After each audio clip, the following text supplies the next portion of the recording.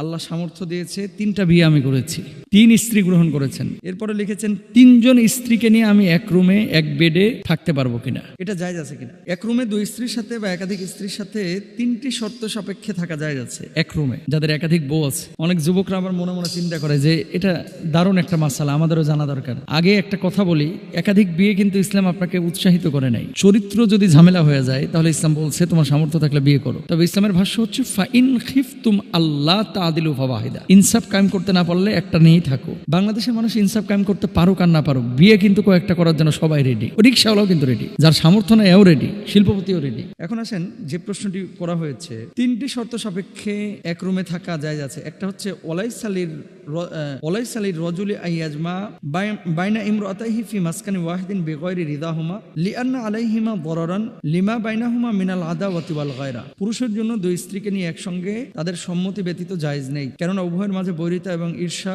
থাকে, বিধায় উভয়ের ক্ষতি হতে পারে। 1 নম্বর বিষয়, যদি 2 জন মেনে নেয় এমনি এক ঘরে থাকতে পারবেন, কিন্তু ওই স্ত্রীদের সামনে আরেকজনের সাথে মেলামেশা করা বা বিভৎস আচরণ করা এটা কিন্তু আপনার জন্য জায়েজ নেই। 2 নম্বরে, এক স্ত্রীর সামনে অন্য স্ত্রীর সতর খোলা থাকতে পারবে না, কেননা একজন নারী অপরজন নারীর সতর দেখা হারাম। আল্লাহ রাসূল সাল্লাল্লাহু আলাইহি ওয়াসাল্লাম বলেছেন, লা ইয়ানজুরুর রাজুলু ইলা আওরাতির রাজুল ওয়ালা তানজুরুল মারআতু ইলা আওরাতিল মারআ। পুরুষ পুরুষের এবং নারী নারীর সতর দেখবে না, এটা মেয়েদের মধ্যে বেশি সমস্যা। ছেলেরা লজ্জাস্থান খুলতে আরেকজন ছেলের সামনে মেসে থাকে না, বিশ্ববিদ্যালয়ের হলে টলে, লুঙ্গি পরলেও বাথরুমে যায় একটু চেঞ্জ করে বা শর্ট প্যান্ট পরলেও একটু আড়ালে যায় পরে। আর মেয়েরা দেখবেন যে মেয়ের সামনে ওড়না ছাড়া বসে থাকে, এটা হারাম। আরেকজন মেয়ের সামনে ওড়না ছাড়া আপনি কেন বসে থাকেন? অন্তর্বাস পড়তেছে, আরেকজনের সামনে জামা খুলে ফেলায় পড়তেছে, এরকম হয়। এর জন্য রাসূল সাল্লাল্লাহু আলাইহি ওয়াসাল্লাম নিষেধ করেছেন। আপনি বলবেন হুজুর আপনি কি দেখছেন? আমি কোত্থেকে দেখবো? এগুলোকে আমরা দেখার জিনিস হাদিসের মধ্যে আছে, সেজন্য বলতেছি। খবরদার কোন নারীর সামনে পোশাক খুলবেন না, এটা আপনার জন্য জায়েজ নাই।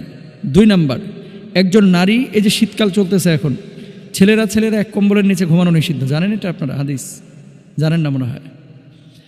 একজন মেয়ে এবং আরেকজন মেয়ে, 2 মেয়ে এক কম্বলের নিচে ঘুমানোটা নিষিদ্ধ, হাদিসে আছে। এক ছেলে একই কম্বলের নিচে 2 জন ঘুমানো নিষিদ্ধ, এটা হাদিসের মধ্যে আছে। কারণ কি, অনেক সময় আপনি স্বপ্ন দেখেন, স্বপ্ন দেখার পরে বুঝেন নাই, এলোমেলো স্বপ্ন দেখেন না, স্বপ্ন দুষ্ট হয়, আপনি যাইতে ধরে রাখছেন, মনে করতেছেন আপনার বউ, আসলে বউ না আপনার বন্ধু।